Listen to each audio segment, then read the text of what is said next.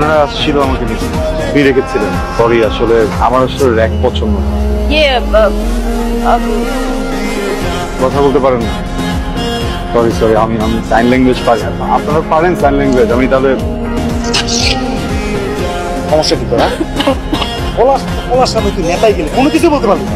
দোস্ত আমার না মানে গলা দিয়ে বেরোইতেছিল না, ওর সামনে ভাবলাম আমি এটা আমি আমার তো পড়ার কথা ছিল না ওরে। মারার কথা ছিল তো। রাইট বুঝলাম আমি। আচ্ছা বুঝতে পারছি তো, আমি বুঝতে পারছি। এখন আমার মুড নাই, এখন মুড নাই। চল চা খাই বাইরে গিয়ে, পরে কথা হবে। হ্যাঁ কালকে দেখবো, কালকে দেখবো।